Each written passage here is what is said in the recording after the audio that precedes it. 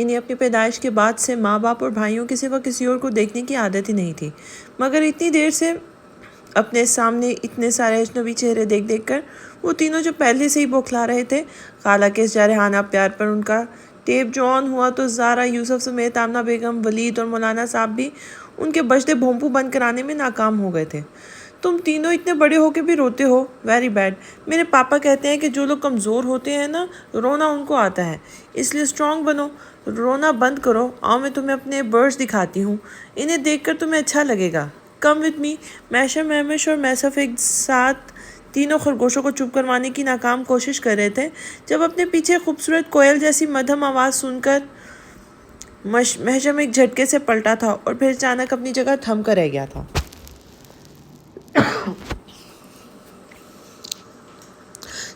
سفید زمین اور ریڈ پھولوں والی خوبصورت فراک پر ریڈ ٹائٹس پہنے اس کے بالکل پیچھے جزا کھڑی تھی، جسے دیکھ کر میشم کی آنکھیں خوشی سے چمکنے لگی تھی۔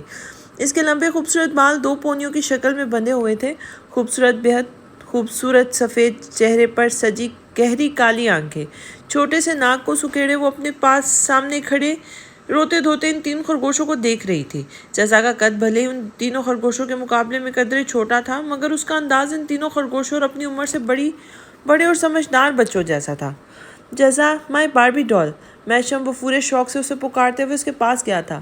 نائس ٹو میٹ یو شامی، میں نے آپ کو فوٹو میں دیکھا ہوا ہے، یہ مہمش بھائی ہیں اور یہ میسف بھائی ہیں، اور یہ تینوں روتے دھوتے خرگوش ہیں۔ چلیں ان تینوں کو لے کر میرے ساتھ چلیں، پچھلے برآمدے میں میرے برڈز ہیں، میں انہیں دکھا کر لاتے ہیں، یہ چپ ہو جائیں گے۔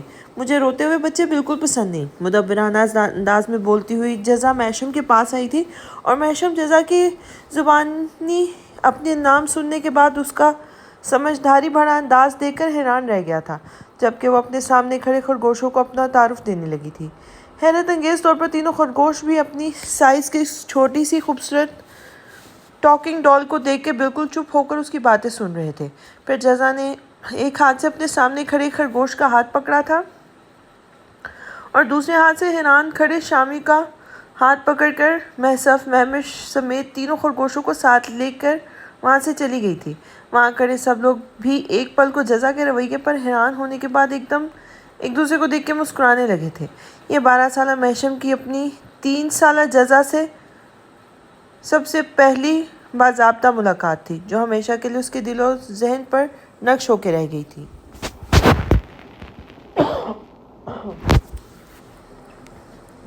چاروں طرف پھیلے اندھیرے اور سناٹے میں سلو سپیڈ کے ساتھ چلتی گاڑی اپنے مطلوبہ پتے سے کچھ دوری پر رکی تھی۔ ساتھ ہی گاڑی میں موجود شخص نے گاڑی گھر سے کچھ دور ایک پیڑ کے نیچے پارک کر دی تھی اور خود تیزی سے اپنی طرف کا دروازہ کھول کر باہر نکلا تھا، پھر پیدل ہی گھر کی طرف چل پڑا تھا۔ کچھ ہی دور چلنے کے بعد اسے اپنا مطلوبہ گھر مل چکا تھا۔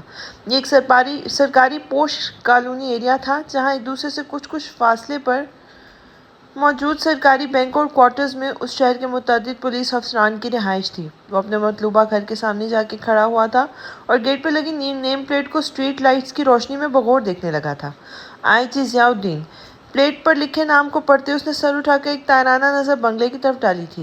میں آ گیا پری، آپ کے تمام خدشات دور کرنے اور آپ کو اس بات کا یقین دلانے کہ آپ میرے لیے کتنی ویلیو رکھتی ہیں۔ آج میں آپ کو بتاؤں گا میں آپ کو کتنا اور کس حد تک چاہتا ہوں۔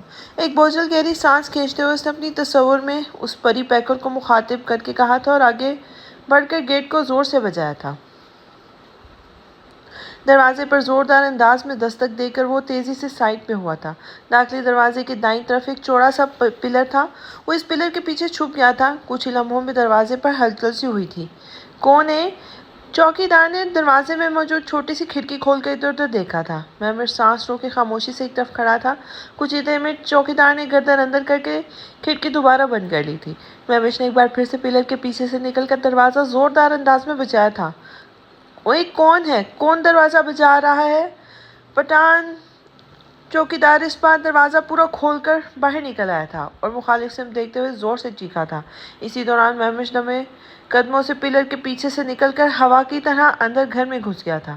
اس گھر میں وہ پہلے بھی کئی دفعہ آ چکا تھا اور یہ بھی جانتا تھا کہ اس کے گھر کی طرح اس گھر کے مکین بھی 10-11 بجے سونے کے عادی ہیں، اس لیے گھر کے داخلی دروازے کی بجائے وہ گھر کے دائیں حصے سے ہوتا ہوا گھوم کر پچھلی طرف پہنچا تھا۔ اسی طرف اندر ڈرائنگ روم کی کھڑکی کھلتی تھی مہمش اسی کھڑکی کے اندر کود کر پری کے بیڈ روم میں جانا چاہتا تھا۔ یا اللہ مدد، بس کھڑکی کھلی ہو۔ اس نے زیر لب بڑبڑاتے ہوئے کھڑکی کے پٹ کو دھیرے سے کھولا تھا اور بن آواز کے دروازہ کھلتا چلا گیا تھا۔ شکر ہے وہ دھیرے سے بڑبڑاتا ہوا دوسرے پٹ کھول کر اندر گھر میں کود گیا تھا۔ اس گھر میں دبیز قالین بچھا ہوا تھا، اس لیے اس کے کودنے سے اتنی تیز دھمک نہیں ہوئی تھی۔ اب یہاں سے پری کے بیڈ روم میں پہنچنا اس کے لیے بہت آسان تھا۔ کھڑکی سے ذرا آگے اوپری فلور تک جانے والی سیڑھیاں موجود تھیں، مگر مشکل یہ تھی کہ پری کے روم کے بالکل سامنے ضیاء الدین اور ضیاء صاحب کا بیڈ روم تھا۔ وہ جوش و جذبات میں رات کے اس پہر پری سے ملنے تو چلا آیا تھا، مگر اسے اگر کوئی دیکھ لاتا تو یہاں اس کی جو بےعزتی ہوتی وہ تو الگ بات تھی، مگر بھائی کو اگر پتہ چل جاتا تو اس کا وہ حشر کر دیتے۔ مگر ہاں، یہ محبت جس نے اتنے سنجیدہ، شرمیلے اور میچور شخصیت کے مالک مہمش ابراہیم کو بھی ایک ٹین ایجر لڑکا بنا ڈالا تھا۔ وہ تعصب سے سوچتا ہوا سیڑھیوں تک پہنچ گیا تھا۔ اس نے احتیاطاً اپنے فون کی ٹارچ بھی آن نہیں کی تھی کہ کہیں کسی کی نظر اس کی روشنی پر نہ پڑ جائے۔ وہ دبے قدموں سے بلی کی چال چلتا ہوا اندھیرے میں ٹامک ٹوئیاں مارتا بالآخر اوپر پہنچ ہی گیا تھا۔ یہاں سے اسے پری کا روم ڈھونڈنے کی ضرورت نہیں تھی۔ سیڑھیوں کے اختتام پر ذرا سا آگے بائیں طرف مڑتے ہی پری کا بیڈ روم تھا۔ روم کے سامنے پہنچتے ہی اس نے ذرا سا دروازہ دھکیلنے کی کوشش کی، مگر دروازہ اندر سے لاک تھا۔ اف پری، کس نے کہا تھا آپ سے دروازے کو لاک کرنے کے لیے؟ اب میں اندر کیسے جاؤں؟ یا اللہ، یہ وقت بھی مجھ پر آنا تھا۔ شرارتی پری کو اپنی محبت کا یقین دلانے کے لیے کیا کرنا پڑ رہا ہے۔ اس نے زیر لب بڑبڑاتے ہوئے دوبارہ سے نوب گھمایا تھا، مگر اس بار بھی دروازہ نہیں کھلا۔ پھر اچانک ہی اس کے دماغ میں جیسے ہی کچھ کلک ہوا، وہ ایڑیوں کے بل گھوم کر روم سے ذرا آگے بڑھا تھا۔ آخری بار جب وہ پلوش اور ضیاء الدین کی شادی میں یہاں آیا تھا تو پری کی پلاننگ پر تینوں خرگوشوں اسے زبردستی اس روم میں لے گئے تھے تاکہ دونوں کی سیپریٹ پکس بنا سکے، مگر عین اس وقت میں محشم نے انہیں دھر لیا تھا اور ان کی پلاننگ پایہ تکمیل تک پہنچنے سے پہلے ہی فیل ہو گئی تھی۔ تبھی محشم نے روم سے باہر جاتے ہوئے اس روم کے بائیں دیوار میں نصب کھڑکی کو دیکھا تھا، اور اسی طرح اتفاق سے کوئی روم بھی نہیں تھا، اس لیے اس وقت بھی اسے اچانک وہ کھڑکی یاد آئی تھی اور اس کی طرف بڑھا تھا، اور پھر کھڑکی تک پہنچتے ہی یہ دیکھ کر اس کی خوشی کی انتہا نہیں رہی تھی کہ کھڑکی کے چوپٹ کھلی ہوئی تھی، بس اس کے آگے بھاری پردہ پڑا ہوا تھا۔ وہ جلدی سے کھڑکی پر چڑھ کر اندر کمرے میں پہنچ گیا تھا۔ پورے روم میں نائٹ بلب کی نیلگوں روشنی پھیلی ہوئی تھی، جس کی وجہ سے وہ نیم اندھیرے میں روم میں آسانی سے دیکھ پا رہا تھا۔ سامنے ہی بیڈ پر بلینکٹ میں کوئی محو خواب تھا۔ اوہ پری، پری، میری پری! وہ مسکراتا ہوا بیڈ کی طرف بڑھا تھا اور بیڈ کے پاس پہنچ کر پائنے کی طرف بیٹھ گیا تھا۔ پری! اس نے دھیرے سے آواز دی تھی مگر جواب ندارت۔ پری، پری! اس نے دوبارہ آواز دی تھی مگر اب بھی کوئی جواب نہیں آیا تھا۔ تبھی وہ پری کی ٹانگیں ٹٹولنے لگا تاکہ اس کے پیر کو ہلا کے اسے جگا سکے۔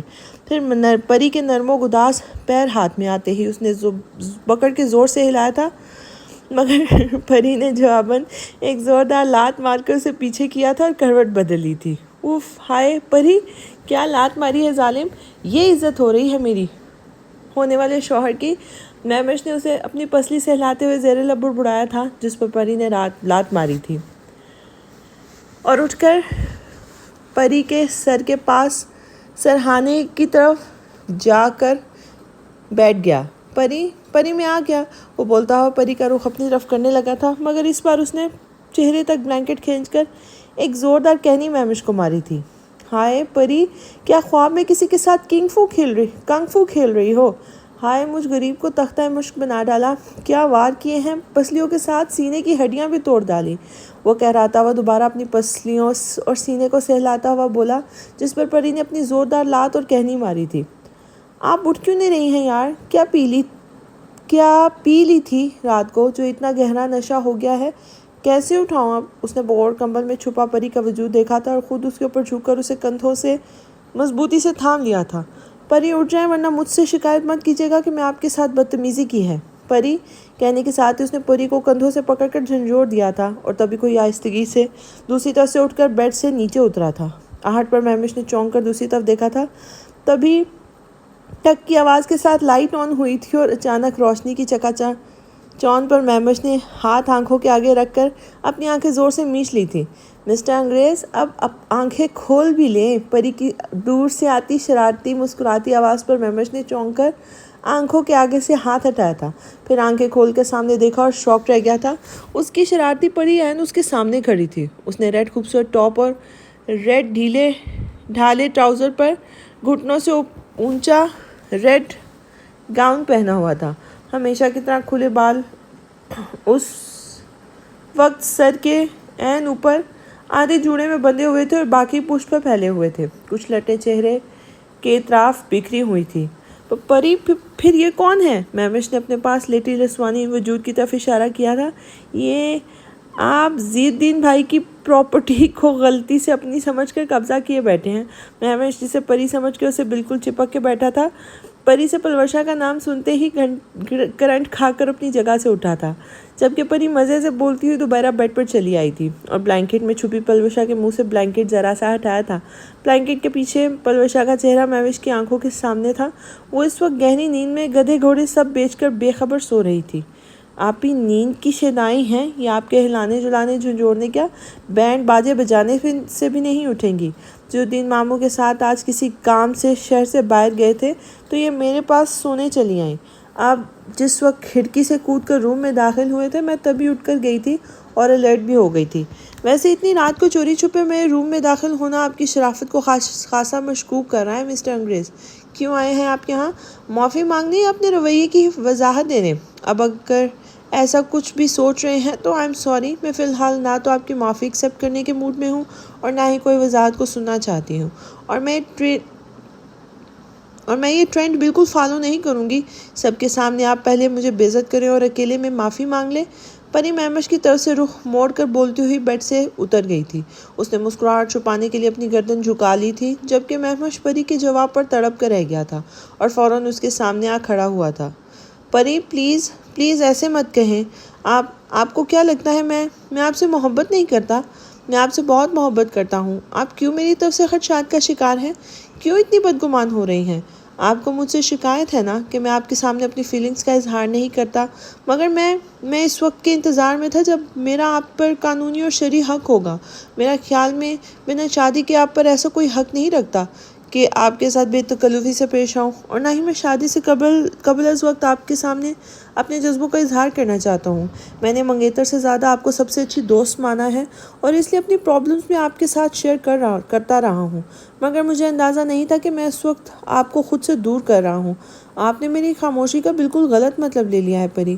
میں نے کہیں بھی کسی کی وجہ سے بھی نظر انداز نہیں کیا اور نہ ہی آگے کروں گا۔ آپ کی بدگمانی نے مجھے اتنا بے چین اور پریشان کیا کہ میں بنا کچھ سوچے سمجھے آپ کے پاس چلا آیا، آپ کو اس بات کا یقین دلانے کہ آپ میری پہلی اور آخری محبت ہیں، اور آپ کے لیے اپنی عادات اور فطرت کو بدلنے کی میں کوشش کروں گا۔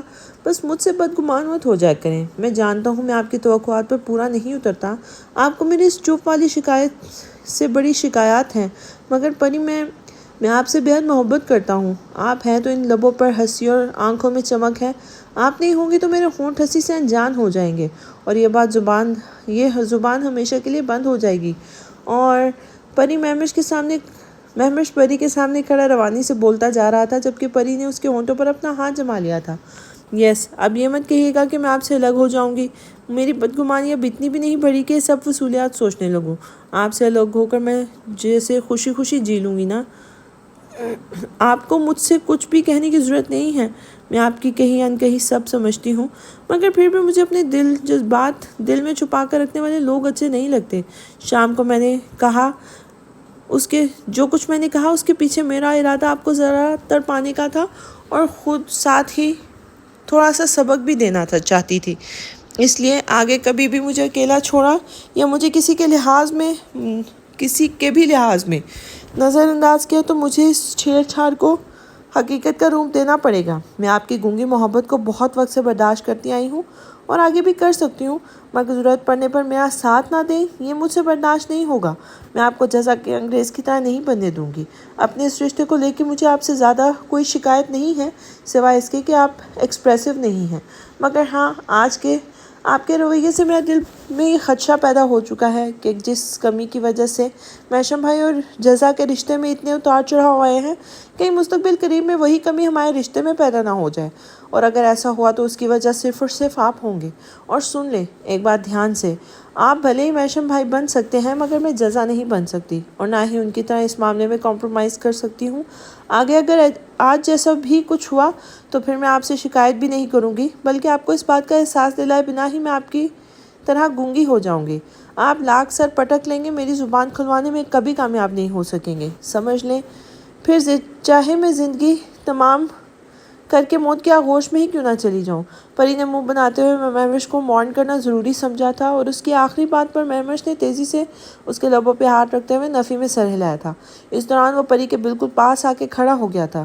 ایسے مت کہیں، ابھی تو زندگی شروع بھی نہیں ہوئی ہے اور آپ اسے ختم کرنے کے در پہ آ گئی ہیں۔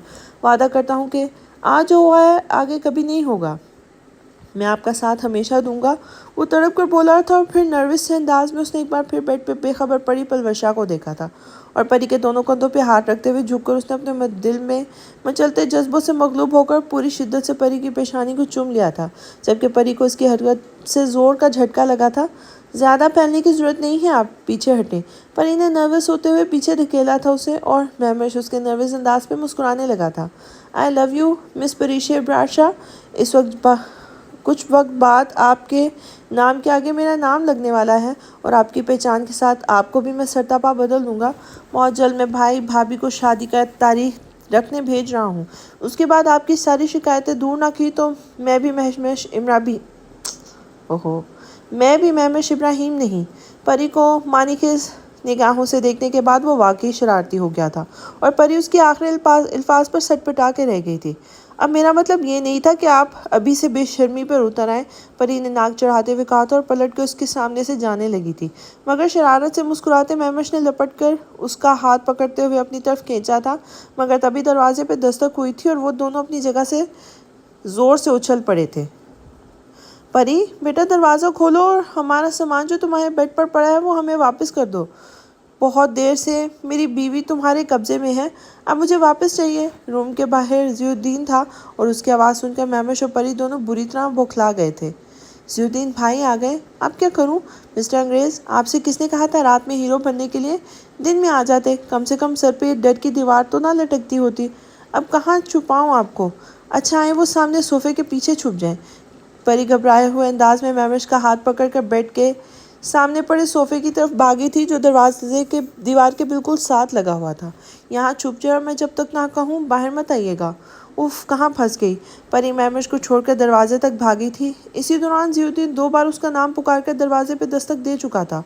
ضیاء الدین بھائی، کیا قیامت آ گئی ہے؟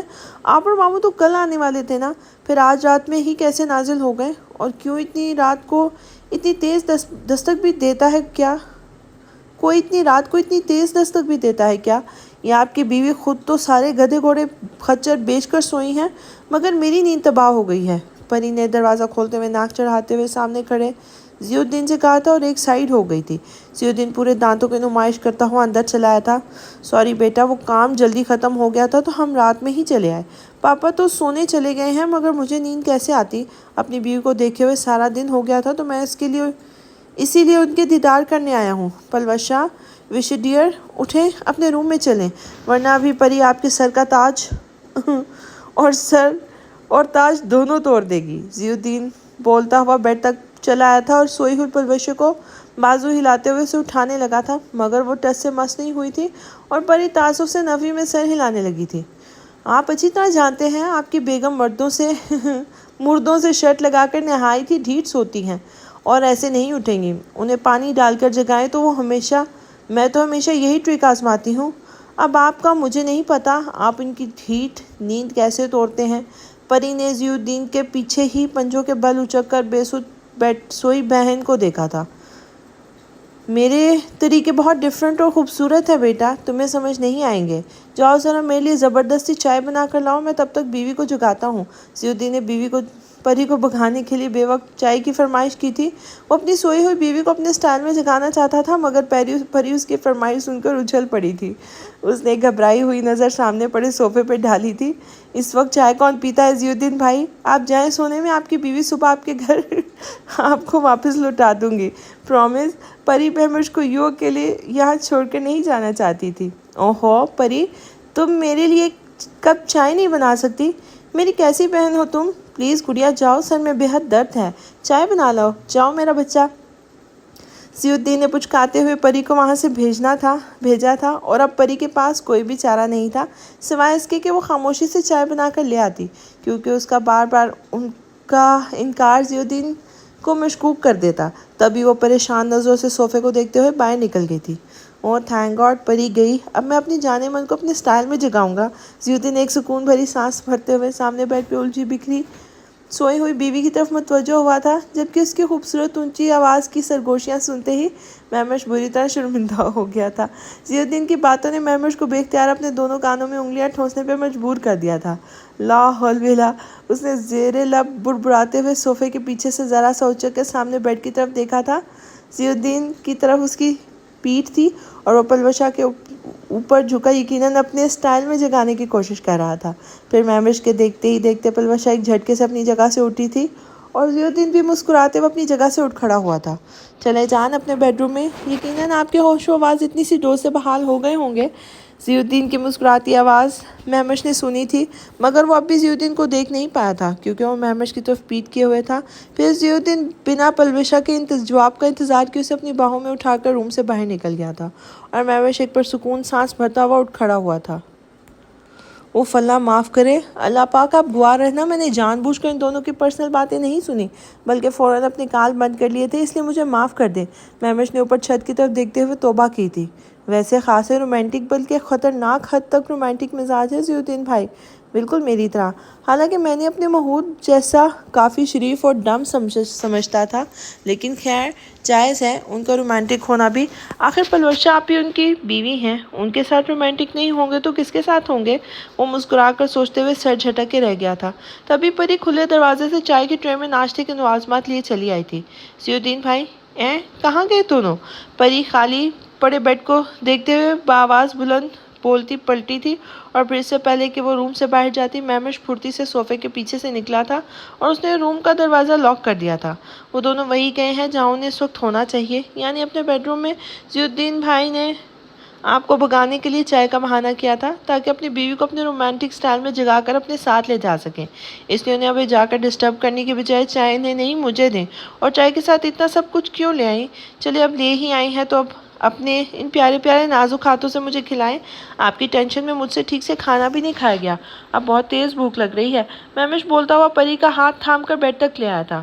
ضیاء الدین بھائی ڈنر نہیں کرتے، اس لیے رات میں جب چائے وغیرہ پیتے ہیں ان کے ساتھ کچھ نہ کچھ ضرور کھاتے ہیں، اور آپ جھوٹے انسان، آپ نے میری گنہگار آنکھوں کے سامنے ڈٹ کے کھانا کھایا تھا، پھر بھی اتنی جلدی بھوک لگنے لگی، اور اگر کھانا ہے تو پھر خود کھائیں، میں کیوں کھلاؤں آپ کو؟ آپ کے اپنے ہاتھ کہاں ہیں؟ پری نے ٹرے بیڈ پر مہوش کے سامنے رکھتے ہوئے اسے گھونٹ کر دیکھا تھا۔ یار ایک چھوٹی سی خواہش ہی تو کر رہا ہوں، کون سا ضیاء الدین بھائی والا رومانس چھاڑا ہے آپ سے؟ سچی پری، میں تو سمجھتا تھا ضیاء الدین بھائی محمود کی طرح خاصے شائع قسم کے بندے ہیں، مگر وہ تو میری طرح بے حد بولڈ اور رومانٹک نکلے۔ مہوش نے شرارت سے پری کو دیکھتے ہوئے اپنا منہ کھول دیا تھا۔ ٹرے میں پڑے پلیٹوں میں شامی کباب، چکن رول اور کیک کو دیکھ کے اس کی بھوک چمک اٹھی تھی۔ پری نے ایک رول اٹھا کر مہوش کے منہ میں دیا تھا۔ اوہ آپ رومانٹک اور بولڈ، یا اللہ میرے گناہ گار کان کیا سن رہے ہیں، اتنی بڑی خوش فہمی! اللہ اللہ، مسٹر مہوش ابراہیم، آپ کی طرح ٹھوس اور جذبوں کے اظہار کے معاملے میں گونگا انسان میں نے آج تک نہیں دیکھا۔ آپ تو اتنے بدھو ہیں کہ اپنے گھر میں جزا کے انگریز کو دیکھ کے بھی ان سے کچھ نہیں سیکھ سکے۔ مہوش بھائی ہر اینگل سے مجنوں کا لیٹسٹ روپ دھارے گھومے پھرتے ہیں، ان کا بس نہ چلے تو صبح شام جزا کے نام کی تسبیح شروع کر دے، اور ایک آپ ہیں انہی کے بھائی جو دو لوگوں کی موجودگی میں مجھے سلام تک کرتے ہوئے شرم سے دورے ہو جاتے ہیں۔ اللہ جانے شرم کب ختم ہوگی۔ کبھی کبھی مجھے لگتا ہے آپ کے اندر ایموشنز، فیلنگز نام کی کوئی چیز نہیں ہے، مٹی کے مادو کے ہی کے परी ने नाक चढ़ाकर बोलते हुए प्लेट में पड़ा शाबी कबाब उठाया था और बरहमी से महमश के मुंह में पूरा ठूंस दिया था, जबकि महमश जो परी के पास आके खासा रिलैक्स हो चुका था और अपनी शरारती परी के सामने बैठा उसे बेहद प्यार भरी नजरों से मुस्कुराते हुए देखे जा रहा था, मगर परी के इस अचानक दिए जाने ताने ने उसे यकायक संजीदा कर दिया था। उसकी मुस्कुराहट लम्हों में सिमटी थी और आंखों की शोखी चमक भी संजीदगी में बदल गई थी। उसने अपने और परी के बीच में रखी ट्रे एक साइड पर करते हुए परी की आंखों में देखा था और आगे बढ़कर उसे दोनों कंधों से थामकर एक झटके से बिल्कुल अपने नजदीक कर लिया था। उसका अंदाज जितना जारहाना था, परी के कंधों पर उसके हाथों की गिरफ्त भी इतनी ही मजबूत थी, जबकि चेहरा परी के चेहरे से बस 1 इंच की दूरी पर था। इतनी कुर्बत पर परी की सांसें उसके सीने में ही अटक गई थी। उसने अपने दोनों हाथों का दबाव महमश के सीने पर डालते हुए उसे पीछे करने की कोशिश की थी, मगर महमश ने शिद्दत से नफ़ी में सर हिलाते उसे ऐसा करने से मना कर दिया था। इंसान को हमेशा बोलने से पहले इतना ज़रूर सोचना चाहिए कि वो कब और किससे क्या कह रहा है। आपकी आज की बात मैं हमेशा याद रखूँगा। आप भी ये याद रखिएगा, आपका ये ताना उधार है मुझ पर, और उसका जवाब मैं आपको अभी नहीं, मुनासिब वक्त आने पर मुकम्मल तफसील से इस तरह दूंगा कि आपकी सारी शिकायतें हमेशा के लिए ख़त्म हो जाएंगी। महमश ने संजीदगी से परी की आंखों में देखते हुए कहा। उसकी संजीदा मानीखेज अंदाज ने परी को शिद्दत से अपनी गलती का एहसास दिला दिया था। वो जोशो जज्बात में कुछ ज़्यादा ही बोल गई थी। मैं अपने बीच मौजूद इस हद और लिहाज के रिश्ते की वजह से बेबस और मजबूर हूँ मेरी जान, मगर इसका मतलब ये नहीं है कि मैं आपसे मोहब्बत नहीं करता या आपके लिए मेरे दिल में कोई फीलिंग्स नहीं है। आज जान ले इस बात को। अपनी फीलिंग्स का इजहार करने के लिए मुझे आपको छूने या आपको बार बार लफ्ज़ों के ज़रिए बार बार करवाने की ज़रूरत नहीं है कि मैं आपसे कितनी मोहब्बत करता हूँ। हाँ, बस अपने नान के लिए इतना जान ले, आप वो हैं जिसने पहली बार इस दिल में कमंड डाली है और फिर महमश इब्राहिम की ज़ात को फतह कर लिया है। महमश ने साकित सी बैठी परी की आंखों में देखते हुए एक एक लफ्ज़ चुबा कर कहा था, जो बेहिस्सो हरकत उस हसीन और खूबसूरत शख्स की संजीदा खूबसूरत आंखों में देखे जा रही थी। परी के हाथ में मौजूद चिकन रोल जूं का तू रह गया था। महमश ने उसकी साकित आंखों से नजर हटाते हुए उसके हाथ की तरफ देखा था और उसके हाथ में मौजूद रोल से बाइट लेते हुए उसने परी को जगाने के लिए उसकी खूबसूरत नाजुक आंखों पर अपने उंगलियों पर अपने दांत गाड़ दिए थे। इससे पहले के साकित बैठी परी इस अचानक अवतार पर तड़प कर अपना हाथ महमश के मुंह से खींचती या जोर से चिल्ला उठती। महमश ने फौरन एक हाथ से उसके सर के पीछे और दूसरा हाथ मजबूती से उसके मुंह पे जमा दिया था। ना ना ना मेरी परी, चीखने की गलती ना कीजिएगा। ये तो बस एक छोटी सी सज़ा है मुझे तड़पाने, तरसाने और ये ताना देने की। मैं बुद्धू डामो ठुस, और वो क्या होता है? हाँ, फीलिंग लेस हूँ। आपके सामने शर्म से दोहरा हो जाता हूँ। जितनी जल्दी हो सके आप अपनी गलत फहमी दूर करने स्वीट हार्ट। ये मेरी शर्म नहीं बल्कि शदीद मजबूरी है कि अभी चाहते हुए भी मैं आपकी शिकायत दूर नहीं कर सकता। आपके इन गिले शिकवों के सामने खुद को बुरी तरह बेबस पाता हूँ। जब आप मुझसे मेरी गूंगी मोहब्बत का गिला करती हैं तो एक लम्हे को जी चाहता है कि सारे लिहाज मजबूरियाँ बलाए ताक रख के इन सारी हदूद को तोड़ दूँ, जिसकी वजह से आपके दिल में मेरे लिए 1000 गिले पैदा हो गए हैं। मगर क्या करूँ, अभी आप पर हक जताने का कोई हक नहीं रखता। आपकी शिकायत के जवाब में अभी की गई मेरी कोई भी जसारत आपको पैरों खुद से नज़रें मिलाने के काबिल नहीं रहने देगी। इसलिए अपनी शिकायत और तानों को शादी तक फ़िलहाल एक तरफ उठा के रख लें, वरना आपकी नाराज़गियों को दूर करने के लिए मुझे खुद पे पहरे तोड़ देने पड़ेंगे। फिर मुझे इल्ज़ाम मत दीजिएगा। आखिर कितना बर्दाश्त करूँगा, बंदा बशर हूँ, बहक भी सकता हूँ। महमश उसकी आंखों में देखते हुए सरगोशी से ज़रा ऊंची आवाज़ में बोला था और सदा की मुँह फट परी महमश के इन जुमलों पर गंग होकर रह गई थी। उसके हालात इस वक्त देखने वाले थे। महमश की जज्बे झलकाती निगाहों से तेज़ी से नज़र चुराते हुए उसने नीचे देखना शुरू कर दिया था। उसका चेहरा इस वक्त शर्म से जल कर भाप छोड़ने लगा था। ज़ुबान तालू से चिपक गई थी। पलकों पर मनो बोझ आ गिरा था। जिस्म धीरे धीरे कांपने लगा था। आज महमश के अंदाज ही निराले थे। परी ने कब देखे थे महमश की ये गुस्ताखियाँ, उसकी ये शौकियाँ, ये मानी खेजियाँ, उसकी आंखों में मचलती शरारतें, लबों पर रक्स करती महजूज कुन मुस्कुराहट।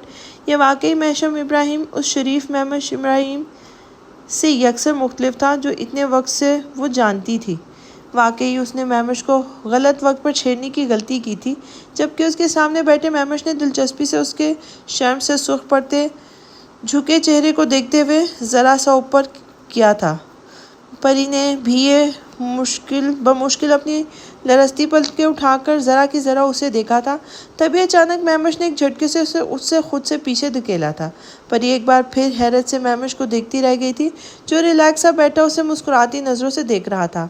अगर वो अपने दोनों हाथ मैट्रेस पर रखकर खुद को बर वक्त ना संभालती तो तवाज़ुन बरकरार न रखते हुए यकीनन नीचे गिर जाती।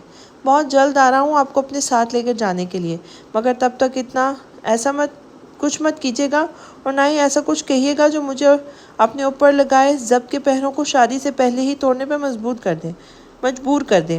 महमश के लफ्ज़ों में छुपी मानी खेज वार्निंग पर परी की सीटी गुम हो गई थी।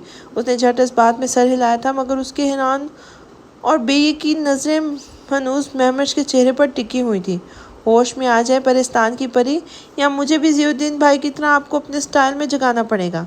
महमश दोबारा से परी पर झुकते हुए उसके दोनों गालों पर हाथ रख के सरगोशाना अंदाज में बोला था, महमश आपकी चाय ठंडी हो रही है, चाय पी लें। परी ने हकलाते हुए अपने चेहरे से उसके हाथ हटाए थे, मगर महमशम ने मुस्कुराते हुए परी को देखकर नफ़ी में सर हिलाया था।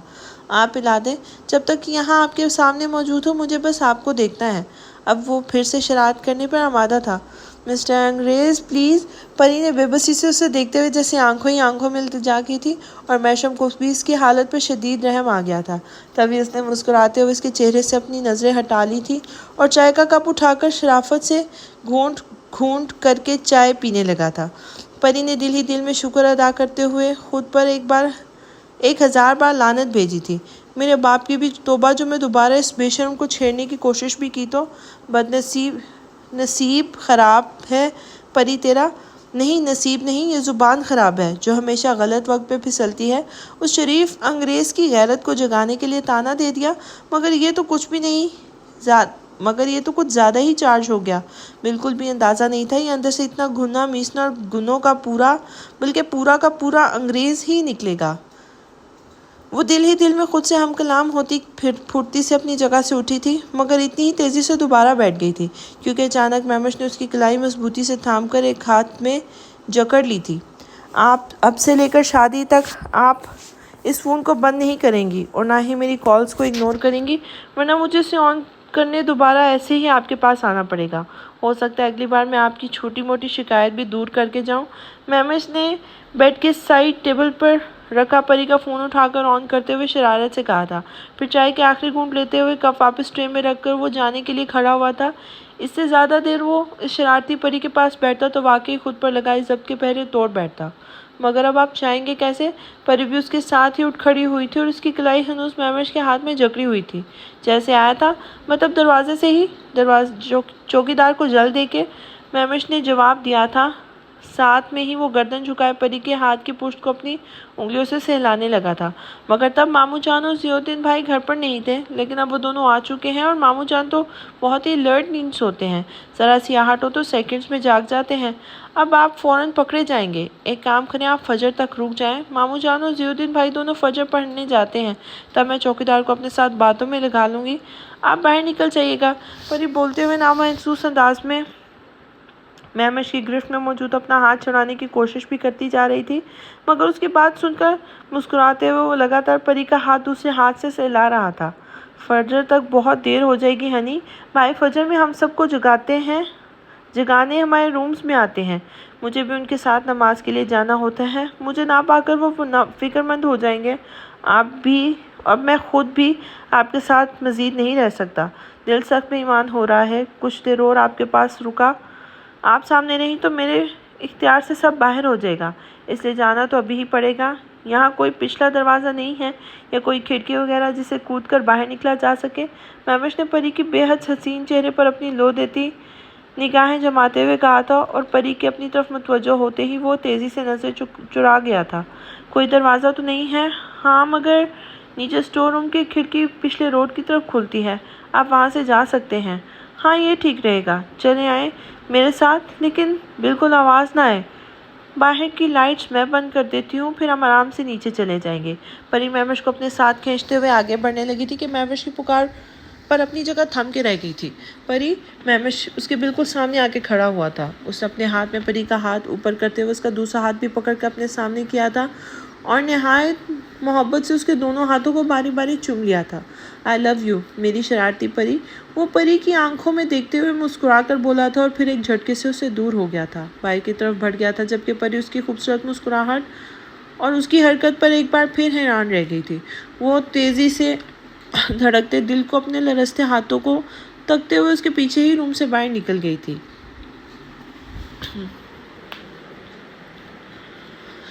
آپی کیا ہو گیا؟ میری 2 ماں ایک ساتھ مجھے چھوڑ کر چلی گئی، کیوں آپی؟ کیوں اللہ نے کیوں ایک ساتھ ہم سے ہماری ماں کو چھین لیا؟ سارا آمنہ بیگم کے جنازے کے سامنے زاروں کے تار ہوتے ہوئے ساکت سے بیٹھی زارا کے گلے لگی تھی، جبکہ زارا بھی بہتی آنکھوں کے ساتھ آمنہ کے جنازے کو دیکھتی جا رہی تھی۔ وہ عورت اسی زندگی میں کیا مقام رکھتی تھی، یہ زارا کا دل جانتا تھا یا اس کا رب بہتر جانتا تھا۔ یوسف اور زارا کے ترکی سے آنے کے 2 ہفتے بعد ہی ایک رات افشاں بیگم کا ہارٹ اٹیک کے باعث انتقال ہوا۔ زارا اور سارا کے لیے ماں کی دائمی جدائی کا صدمہ بہت بڑا تھا۔ فاتح تو جیسے بے حس انسان کو خود پر جان نثار کرنے والی ماں کی جدائی نے سخت آزردہ اور غمگین کر دیا تھا، مگر سرفراز صاحب تو اپنی شریک حیات کے بچھڑ جانے پر بالکل ہی ڈھہ کر رہ گئے تھے۔ زارا کے لیے ماں کی دائمی جدائی بے شک بے حد اذیت ناک تھی، لیکن اسے سنبھالنے کے لیے اس کے محبوب شوہر اس کے ساتھ تھا۔ فاتح مرد تھا، اس کے پاس اپنے غم کو بانٹنے والی بیوی اور بچے موجود تھے۔ سارا کو بھی ولید کا سہارا مل چکا تھا، مگر سرفراز صاحب کا دکھ اپنے بچوں کے مقابلے میں زیادہ گہرا تھا۔ ان کے ہم سفر جن کی ہمراہی میں انہوں نے عمر کا آدھا سفر طے کیا تھا، ان سے بچھڑ گئی تھی۔ اس صدمے نے انہیں توڑ کر رکھ دیا تھا۔ بیوی کی موت کے غم نے انہیں شدید بیمار کر دیا تھا، اس لیے سارا اور زارا اپنا غم بھول کر باپ کو سنبھالنے میں لگ گئی تھی۔ پورا مہینہ زارا کے ساتھ سارا بھی ابراہیم میلہ میں ہی رکی تھی، جہاں ان دونوں کا دکھ کا موسم ٹھہر گیا تھا۔ لیکن پھر نواسہ نواسی اور پوتوں کے علاوہ یوسف اور بیٹیوں کی دلجوئی اور فاتح کی تسلی دلاسوں کی وجہ سے کوئی مہینہ بھر بعد ہی سرفراز صاحب کی طبیعت ذرا سنبھل ہی گئی تھی اور سارا زارا دونوں بہنوں کو ذرا اطمینان نصیب ہوا تھا، مگر شاید قدرت کو ان کا یہ اطمینان منظور نہیں تھا۔ تبھی افشاں بیگم کے انتقال کے پورے 1 مہینے بعد صبح ولید کا فون سارا کے پاس آیا اور روتے ہوئے جو خبر ولید نے سارا کو سنائی تھی، اسے سن کر ایک بار پھر یوسف، زارا اور سارا پر غم کے پہاڑ ٹوٹ پڑے تھے۔ آمنہ بیگم انتقال کر گئی تھی۔ 1 سال 2 صدمے اور دونوں جان سے زیادہ عزیز ہستیوں کے اچانک یوں بچھڑ جانے کے غم نے سارا اور زارا کو صدمے سے کنگ کر دیا تھا۔ آمنہ بیگم کے انتقال پر سالوں بعد رینا بھی پاکستان چلی آئی تھی۔ وہ پھوپھی کے انتقال کے 3 دن بعد پہنچ سکی تھی۔ آمنہ، یوسف اور رینا کے لیے اینڈرسن خاندان سے جڑی ان کی آخری بزرگ ہستی اور ان کے باپ سے جڑا عزیز رشتہ، جو خونی رشتہ تھا، جسے وہ دونوں اب کھو چکے تھے۔ آمنہ کے بعد وہ دونوں بہن بھائی ایک دوسرے کے لیے اب سب کچھ تھے۔ یوسف جان سے عزیز پھوپھی کی دائمی جدائی پر ملول اور غمگین سا اپنے آنسو چھپائے اور لب سیے سب کو سنبھال رہا تھا، مگر بہن کو اتنے عرصے بعد اپنے سامنے دیکھ کر اس کے گلے لگ کر پھوٹ پھوٹ کر رو دیا تھا۔ رینا بھی بھائی سے سارے گلے شکوے بھلا کر بھائی کے ساتھ خود بھی رو پڑی تھی۔ اسے بھی اپنے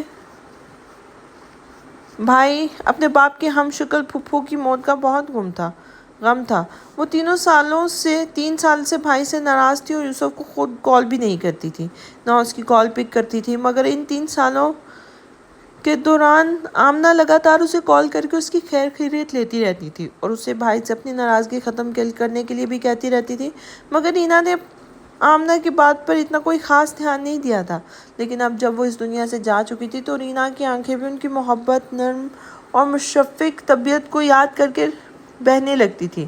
اپنوں کے سوا آمنہ بیگم کے مدرسے سے آنے والی عورتیں بھی ان کے اس دنیا سے جانے پر زاروں کے تار اس طرح رو رہی تھی جیسے ان کا اپنا کوئی قریبی رشتہ ان سے بچھڑ گیا ہو۔ آمنہ بیگم جیسی ہر دل عزیز شخصیت جو غیروں کو بھی اپنا بنانے کا ہنر جانتی تھی، ان کے اس دائمی جدائی پر ہر آنکھ اشکبار تھی۔ سب لوگ اپنے غم کا اظہار رو کر بول کر رہے تھے، مگر صرف مولانا صاحب تھے جن کی آنکھوں سے بیوی کی دائمی جدائی پر ایک آنسو نہیں گرا تھا۔ انہوں نے اپنے اندر موجود غم کو کسی پر ظاہر نہیں کیا تھا۔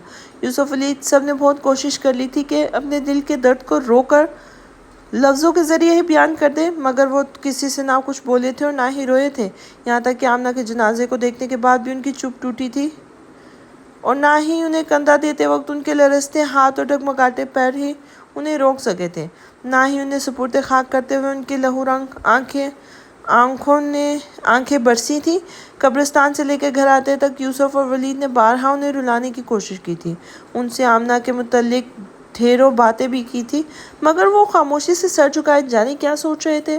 مگر پھر جب رات کو ننھی جزا نے ان کی گود میں بیٹھ کر جب ان سے اپنی دادی کے متعلق پوچھا کہ وہ جب دادی سو رہی تھی تو دادی کے بیڈ کو اٹھا کر کہاں لے کر گئے تھے، اور اب دادی کہاں ہیں، اور جو کام بڑے نہیں کر پائے تھے وہ اس وقت ننھی جزا نے کر دکھایا تھا، اس کی معصوم آنکھوں میں مچلتے سوال کو پڑھ کر وہ اپنے چہرے پر اس کے ننھے ننھے ہاتھوں کو چومتے ہوئے پھوٹ پھوٹ کر رو دیے تھے۔ اب دادی واپس نہیں آئیں گی جزا، وہ چلی گئیں اس جگہ جہاں سے کوئی واپس نہیں آتا۔ وہ پوتی کو گلے لگا کر بری طرح روئے تھے، اور وہاں موجود ہر شخص کی آنکھیں انہیں یوں روتے دیکھ کر برسنے لگی تھی۔ یوسف اور زارا 2 مہینے کے لیے یہاں آئے تھے، مگر در پہ ان 2 جھٹکوں کی وجہ سے گمان غالب تھا کہ ان کا قیام یہاں لمبا ہونے والا تھا، کیونکہ 4-5 دن گزرنے کے بعد ولید کی آنکھیں خوش نہیں ہو پا رہی تھیں۔ وہ وقتاً فوقتاً بآواز بلند ماں کو یاد کرتے ہوئے رونے لگتا تھا، اور سارا جو شوہر کے غم پر اس سے زیادہ غمگین تھی، حتی المقدور شوہر کو تسلی دینے کی کوشش بھی کرتی رہتی تھی، مگر ولید کے دل کو کسی طرح قرار نصیب نہیں ہوتا تھا۔ تبھی سارا سمیت مولانا صاحب نے بھی اسے نہیں سنبھال پائے تھے، بس یوسف ہی وہ شخص تھا جو اکیلے ٹوٹے بکھرے ولید کو سنبھال لیتا تھا۔ مگر پھر آمنہ کے انتقال کے ہفتے بعد ہی یوسف کو بھی ترکی سے اچانک اپنے باس کی کالز آنی شروع ہو گئی تھیں۔ اس نے اکیلے واپسی کی تیاری شروع کر دی تھی۔ زارا نے لاکھ اس سے اچانک واپسی کی وجہ پوچھی تھی، مگر یوسف نے اسے کچھ نہیں بتایا تھا۔ پھر واپسی سے 1 دن پہلے یوسف کو ترکی سے علی کی کال آئی تھی، جو کہ اتفاق سے زارا نے ہی پک کی تھی، کیونکہ یوسف اس وقت باتھ روم میں تھا۔ کال میں زارا نے علی کو اکیلے یوسف کی ترکی واپس جانے کا بتایا تھا، ساتھ ہی اس نے یہ بھی بتایا تھا کہ اگر وہ اس بارے میں کچھ جانتا ہو تو زارا کو بتائے، اور تب علی کو جو کچھ زارا کو بتایا اس سے سن کر وہ خود بھی پریشان ہو گئی تھی۔ علی کی زبانی اسے پتہ چلا تھا کہ یوسف کی کمپنی کو سیل کر دیا گیا ہے۔ کمپنی کے خفیہ بیسمنٹ سے پولیس نے کافی بڑی تعداد میں لیگل ڈرگز برآمد کی تھیں۔ کمپنی میں دوائیوں کی آڑ میں کافی وقت سے لیگل ڈرگز کی سپلائی کا کام بھی خفیہ طور پر انجام دیا جا رہا تھا۔ اس معاملے میں ملوث افراد کو پولیس نے فوراً حراست میں لے کے کمپنی کے مالکان اور امپلائیز کے خلاف انکوائری شروع کر دی تھی۔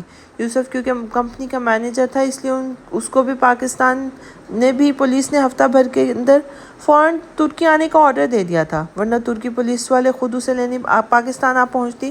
علی نے ہی زارا کو یہ بھی بتایا تھا کہ اس معاملے میں اس کے چچا کا نام بھی شامل کیا گیا ہے، مگر یوسف سفید علی کے چچا بھی بے قصور تھے، ان کا اس معاملے سے کوئی لینا دینا نہیں تھا۔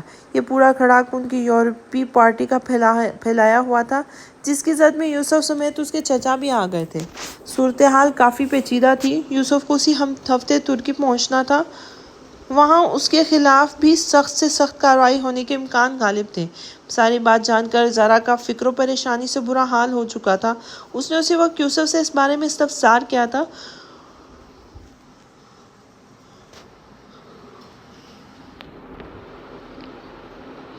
اور یوسف نے بھی اسے کچھ چھپانا مناسب نہیں سمجھا تھا۔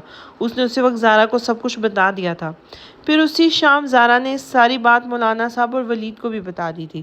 مولانا صاحب اس بار بھی یوسف کی مدد کو آگے آئے تھے، مگر انہوں نے اپنا غم پس پش ڈالتے ہوئے خود یوسف کے ساتھ جانے کا فیصلہ کیا تھا۔ یوسف نے انہیں منع کرنا چاہا تھا، مگر انہوں نے یوسف کی بات نہیں مانی تھی۔ ولید بھی ان دونوں کے ساتھ جانا چاہتا تھا، مگر مولانا صاحب نے اسے سخت منع کر دیا تھا، اور نہ ہی وہ بچوں کی وجہ سے زارا کو وہاں کے ساتھ لے جا سکتے تھے۔ زارا کا دل بھی کسی طور پر یوسف کو اس وقت پریشانی کے وقت اکیلا چھوڑنے کو نہیں مان رہا تھا، مگر وہ صرف بچوں کی وجہ سے ہی دل مار کر پاکستان میں رکنے کو مجبور ہو گئی تھی، اور دوسری وجہ یہاں اس وقت جو حالات تھے ان کو دیکھتے ہوئے بھی یوسف کا اکیلے جانا ہی مناسب تھا۔ مولانا صاحب سمیت آمنہ بیگم، ولید، سارا غرض سبھی گھر والے زارا اور یوسف کے محسن تھے، جو ہمیشہ ان دونوں کے مشکل وقت میں ان کے ساتھ ڈھال کی طرح کھڑے ہو جاتے تھے، مگر اس وقت افشاں بیگم اور آمنہ کے بعد سارا بے حد غمگین رہنے لگی تھی۔ ولید بھی اپنی مشفق ماں کے بنا اداس چہرہ لیے اپنے روزمرہ کے کام نپٹاتا گھومتا پھرتا تھا۔ مولانا صاحب تو تھے ہی بلا کے صابر و شاکر انسان، جو ہر وقت اپنا غم بھلائے یوسف کے ساتھ جانے کو تیار ہو گئے تھے۔ یہ وہ وقت تھا جب مولانا صاحب کے گھر کو زارا اور یوسف کی ضرورت تھی، تو یہ ان کا اخلاقی فرض تھا کہ یوسف اور زارا ان دونوں کے ساتھ موجود رہیں۔ یوسف تو بحالت مجبوری اچانک جانا پڑ رہا تھا، مگر زارا ان کے پاس رک سکتی تھی۔ 2 دن کے اندر اندر یوسف زارا کو تسلی دلا سے دیکھ کر مولانا صاحب کے ساتھ ترکی کے لیے روانہ ہو گیا تھا۔ مولانا صاحب کے یہاں اب تک رینا اور ہنری بھی رکے ہوئے تھے۔ انہیں یوسف نے زبردستی روک لیا تھا تاکہ غم کے اس ماحول میں کئی زیادہ لوگوں کی موجودگی کے باعث گھر کے مکینوں کا دل بہلا رہے۔ مگر جب یوسف اور مولانا صاحب بھی ترکی جا چکے تھے تو ان دونوں کا بھی یہاں رکنے کا کوئی جواز نہیں بنتا تھا، اس لیے ہنری نے واپسی کی تیاری شروع کر دی تھی۔ ہفتہ بھر میں دونوں میاں بیوی کی امریکہ کی فلائٹ تھی۔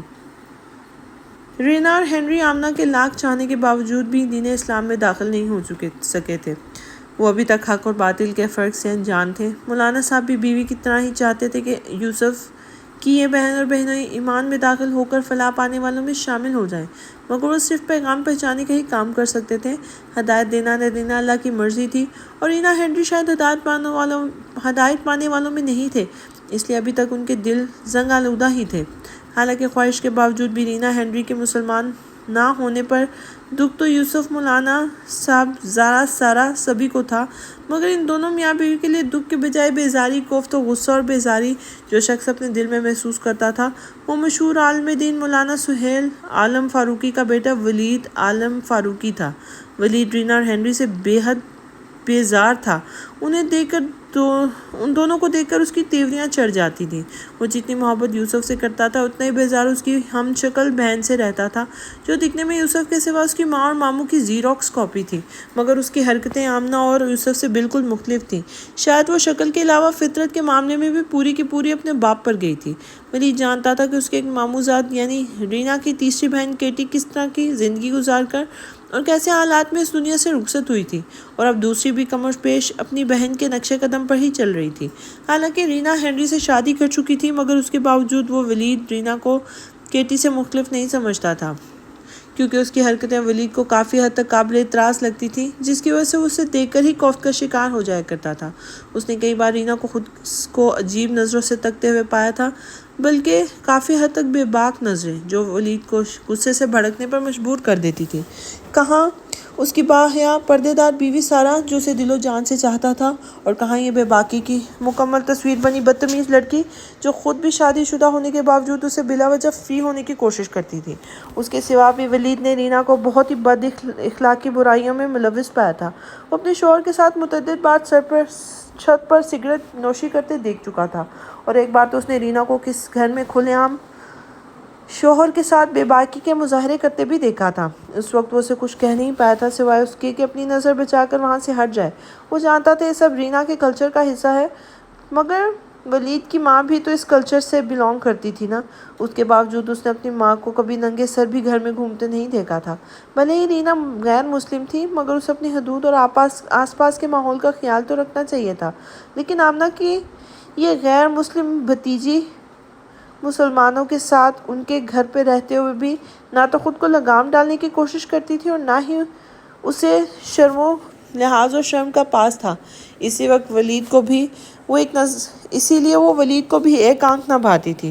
اس کے باوجود بھی وہ اگر زبان بند رکھنے پہ مجبور تھا تو اسی لیے رینا ان کے گھر مہمان بن کے آئی تھی، جس کی تکریم کرنا اس پہ فرض تھا۔ مگر اتنا طے تھا کہ رینا اینڈرسن ولید فاروقی کی ناپسندیدہ ترین شخصیات کی فہرست میں سب سے اوپر آتی تھی۔ یوسف مولانا صاحب کی ترکی جانے کے بعد یہ زارا کی ہی کوششوں کا نتیجہ تھا کہ سارا اور ولید ذرا نارمل ہو گئے تھے، اور جزا کے سوا زارا کے بچوں کے ساتھ بہل بھی چکے تھے۔ حالانکہ ننھی جزا بھی ان حالات میں مرجھا کے رہ گئی تھی۔ وہ دادی اور نانی کو یاد کر کے بہت روتی تھی، اسے روتے دیکھ کر میشم کی جان پر بناتی تھی۔ وہ پہروں جزا کو گود میں لیے پھرتا تھا، اسے بہلانے کی حتی المقدور کوشش کرتا تھا، اس لیے اس نے جزا کے ساتھ سائے کی طرح رہنا بھی شروع کر دیا تھا۔ ان دنوں وہ تینوں خرگوشوں کو بھی بھولا ہوا تھا۔ وسیلے مہمش بھی وسیلہ مہوش بھی ان دنوں شرافت کا مظاہرہ کرتے ہوئے کبھی ڈال جیسی جزا کو اپنے ساتھ کھانا کھلاتے پایا جاتا یا پھر روتے دیکھ کر اسے اپنے سٹینڈ میں سنجیدگی سے سمجھاتے ہوئے چپ کرواتے ملتے۔ شرمیلے سیفی کی بھی بار بار یہی کوشش ہوتی کہ وہ جزا کو صرف زیادہ سے زیادہ اپنے ساتھ کھیلنے میں لگائے رکھے تاکہ وہ اس کے محشم بھائی کی گود سے اترنے کے ساتھ ہی رونا دھونا بھی بند کر دے۔ محسوف کو اپنی کزن روتے ہوئے بالکل اچھی نہیں لگتی تھی، اس لیے وہ اس کی روتی شکل دیکھ کر جھنجھلانے لگتا تھا، کیونکہ اس کا خیال تھا کہ چھوٹے بچوں کو رونے والا بالکل نہیں ہونا چاہیے۔ اسے اکثر ہی اس بات پر کبھی بھی حیرت ہوتی تھی کہ بھائی کیسے جزا کا رونا دھونا برداشت کرتے ہیں اور اسے گود میں لیے گھومتے ہیں۔ وہ اپنی حیرت کا اظہار محشم کے سامنے کر بھی دیتا تھا، لیکن محشم مسکراتے ہوئے اسے سمجھانے لگتا، وہ جزا کا شامی ہے اور شامی کو اپنی ڈال بے حد پسند ہے، اس لیے اسے اپنی ڈال کی کوئی بھی بات بری نہیں لگتی اور جزا کو وہ ہر طرح سے ہینڈل کرنے کا ہنر جانتا تھا، اس لیے اس کے ساتھ سائے کی طرح رہتا تھا۔ محسوف بھائی کی بات سن کے وہ سمجھداری سے اس بات میں سر ہلا دیتا تھا۔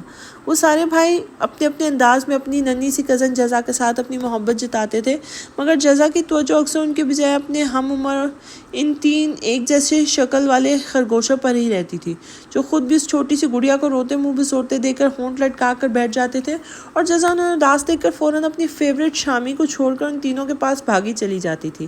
پھر تینوں خرگوشوں سمیت مہمش کو بھی اپنے ساتھ کھیل میں لگا لیتی تھی۔ اب اکثر ایسا بھی ہوتا تھا کہ کھانے کی ٹیبل پر جزا کی پسند کی کوئی میٹھی چیز ضرور موجود نہ ہوتی تو وہ کھانا ہی نہیں کھاتی تھی۔ ایسے میں اگر تینوں خرگوش بھی ٹیبل پہ ہوتے تو اس کے سامنے ہوتے تو وہ اپنی فرینڈ کا ساتھ دیتے ہوئے زارا کے ہاتھ سے ایک نوالا بھی منہ میں لینا گناہ سمجھتے تھے، اور زارا اور سارا دونوں بہنیں حیرت سے جزا کے ان نئے سپورٹرز کو دیکھتی رہ جاتی تھی۔ جزا اور محشم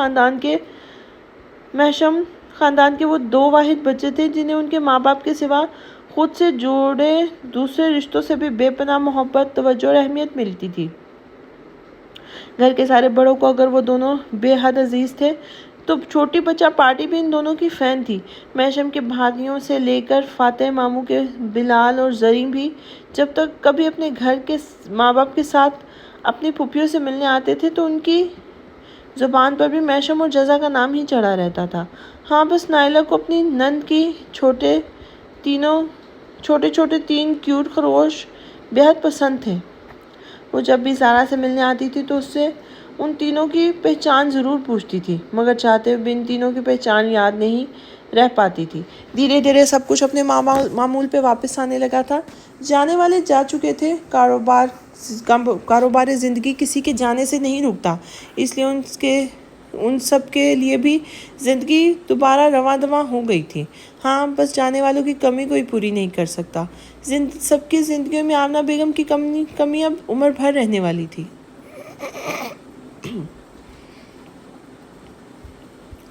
یوسف اور مولانا صاحب کو ترکی گئے ہوئے 10-15 دن ہو چکے تھے، اور ان 10-15 دنوں میں پہلے دن کے سوا باقی سب دن یوسف کی 10-10 منٹ پر مشتمل 2 کالز ہی زارا کے پاس آئی تھی، جن میں وہ زارا کو تسلی ہی دیتا رہا تھا اور اس کے لیے سوچ سوچ کر پریشان نہ ہو۔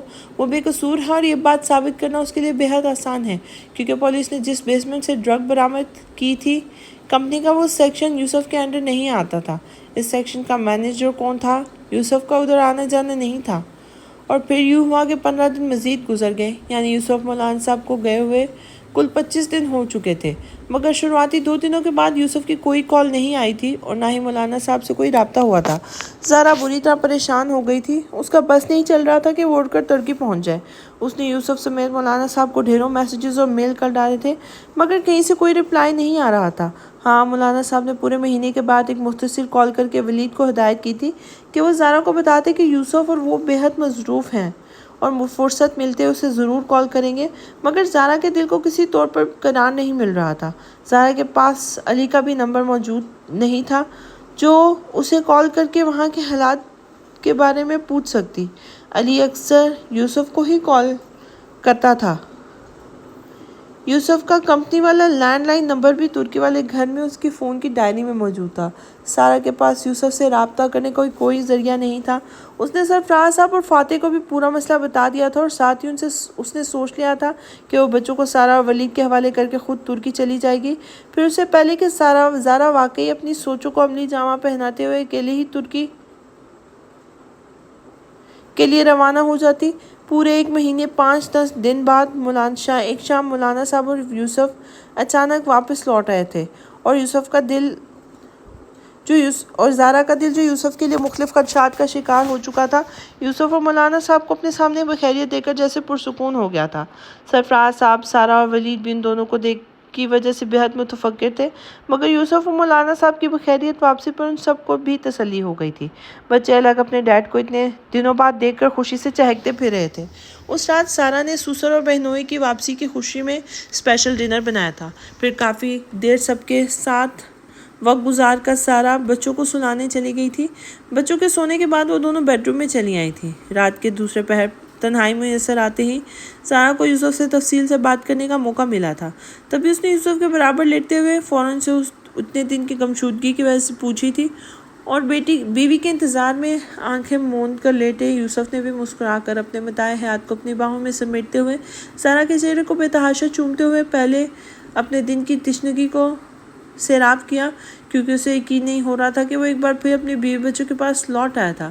اس لیے زارا کے قرب کو شدت سے محسوس کرتے ہوئے اس نے زارا کو اپنے خود میں جذب کرتے ہوئے اس کی خوبصورت آنکھوں میں دیکھا تھا، اور زارا کی سوالیہ آنکھوں کو اپنے چہرے پر مرکوز دیکھ کر اس نے دھیرے دھیرے زارا کو سب بتانا شروع کیا تھا۔ یوسف کو پاکستان واپسی کے 2 دن بعد ہی تیسری صبح کو پولیس گھر سے اٹھا کر پولیس اسٹیشن لے گئی تھی، کیونکہ کمپنی کے دوسرے مینیجر نے پولیس سے غلط بیانی کی تھی کہ یوسف بھی اس پورے معاملے میں نہ صرف انوالو ہے، بلکہ اس نے پیسوں کے لالچ میں متعدد بار انلیگل ڈرگز کی سپلائی مختلف یورپی ممالک میں کی تھی۔ یہ سراسر ایک جھوٹا الزام تھا جو اس مینیجر نے یوسف پر اس لیے ڈالا تھا تاکہ پولیس کی کارروائی کو دوسری سمت موڑ کر وہ ان کا دھیان خود پر سے بھٹکا سکے، مگر یوسف کے ہاتھ بالکل صاف تھے۔ اس نے دائرہ اسلام میں داخل ہونے کے بعد نہ خود حرام کھایا تھا اور نہ ہی اس نے کبھی اپنی بیوی بچوں کو کھلایا تھا، اس لیے اسے اللہ پر پورا بھروسہ تھا وہ اس کے ساتھ ناانصافی نہیں ہونے دے گا۔ یوسف کے خلاف شروع ہوتی انکوائری کلیئر ہونے تک اسے جیل میں ہی رکھا گیا تھا۔ اس کا پاسپورٹ اور فون بھی پولیس نے ضبط کر لیا تھا، تبھی وہ زارا سے فون پہ بات نہیں کر پایا تھا۔ اس دوران مولانا صاحب نے بھی علی کو اس کے والد صاحب کے ساتھ امریکہ سے بلا لیا تھا۔ وہ لوگ مل کر یوسف اور اس کے بے قصور باس یعنی علی کے چچا کی رہائی کی کوششوں میں لگ گئے تھے۔ انہیں وہ ثبوت ڈھونڈنے تھے جو ان دونوں کو بے قصور ثابت کر کے اس کی رہائی میں معاون ثابت ہوتے، اور دن رات کی سرتوڑ کوششوں کے بعد انہیں ثبوت مل بھی گئے تھے۔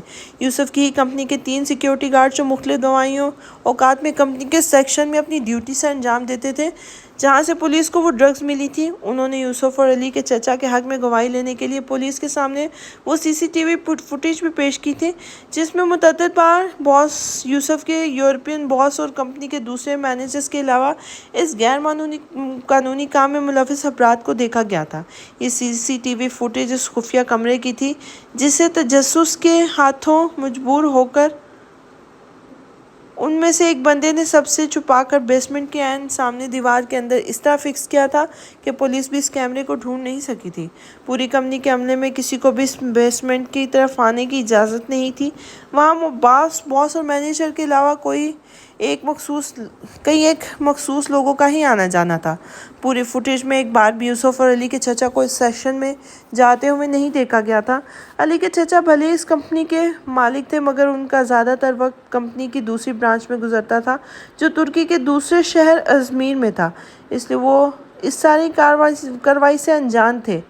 اس فوٹیج کے علاوہ بھی یوسف اور علی کے چچا کے فون ریکارڈنگ چیک کیا گیا تھا۔ ان کا پورا ریکارڈ صاف تھا، بلکہ پورا جھول دوسرے مینیجر اور اس یورپین باس کی کال ریکارڈنگ میں نکلا تھا۔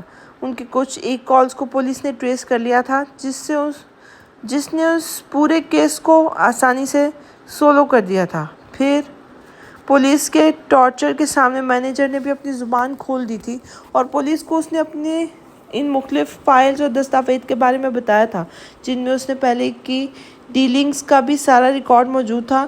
اس طرح پورا جرم اور دوسرے مینیجر اور اس یورپین بندے پر ثابت ہوا تھا۔ یوسف اور علی کے چچا کو ہر معاملے میں بے قصور پایا گیا تھا اور یہاں ہی مولانا صاحب کے تعلقات کام آئے تھے۔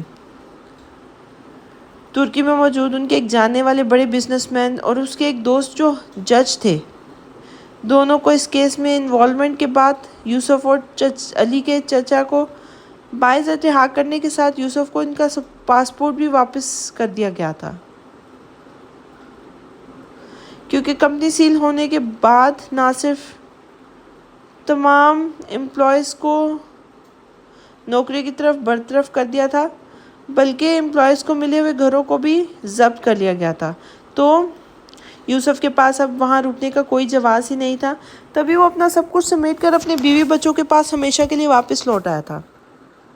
یوسف نے تفصیل سے ایک بات زارا کو بتا دی تھی اور زارا نے بے اختیار اللہ کا لاکھ لاکھ شکر ادا کیا تھا کہ اس کا یوسف اس کے اور بچوں کے پاس بخیریت واپس آ گیا تھا۔ زارا میری جان، خانوں بدوشوں کی طرح بہت رہ لیا اب وہاں، اب واپس چلتے ہیں اپنے خوابوں کے نگر جسے ہم نے سالوں پہلے بہت ارمانوں سے خریدا تھا، اسے آباد کرنے کا وقت آ گیا ہے۔